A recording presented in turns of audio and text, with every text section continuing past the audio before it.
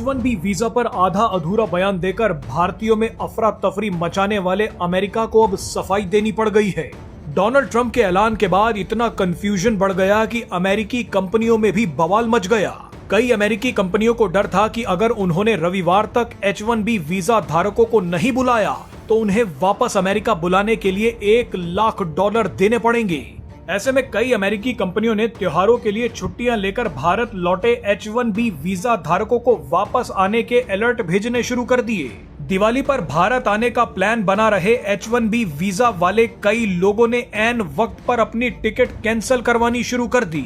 Washington और New York जैसे प्रमुख एयरपोर्ट्स पर कई लोग टिकट रद्द कराते देखे गए। किसी को समझ नहीं आ रहा था कि अब क्या करना है, लेकिन अब आखिरकार अमेरिका ने बताया है कि उनके बयान का असली मतलब क्या है, किन भारतीयों पर अमेरिका के इस फैसले का असर पड़ेगा और किन लोगों को घबराने की जरूरत नहीं है।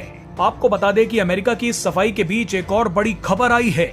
खबर है कि H1B विवाद के बीच पीएम मोदी आज शाम 5 बजे देश के सामने एक बड़ा संबोधन करने जा रहे हैं। पीएम मोदी क्या बड़ा बयान देने जा रहे हैं, इस पर आगे बात करेंगे, लेकिन आप पहले अमेरिका की सफाई तो सुन लीजिए। सबसे पहले तो अमेरिका ने कहा है कि $1 लाख यानी 88 लाख रुपए की फीस सालाना नहीं है। ये वन टाइम फीस है जो सिर्फ एप्लीकेशन समय देते ही लगेगी।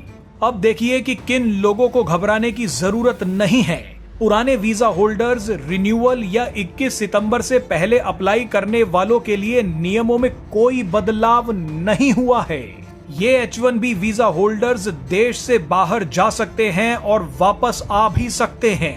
जो लोग अमेरिका से जा रहे हैं या कहिए भारत आ रहे हैं, उन्हें रविवार से पहले वापस आने या $1 लाख का शुल्क देने की कोई आवश्यकता नहीं है। अमेरिका ने जो ऐलान किया है वो सिर्फ नए धारकों के लिए है। वर्तमान धारकों पर इसका कोई असर नहीं पड़ेगा।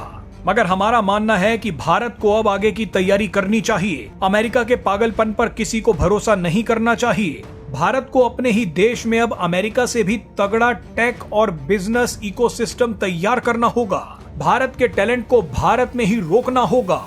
बहरहाल इसी बीच खबर आई है कि पीएम मोदी आज शाम 5 बजे देश के नाम एक बड़ा संबोधन करने जा रहे हैं। कई लोगों का मानना है कि पीएम मोदी का संबोधन टैरिफ, H1B वीजा या GST पर हो सकता है।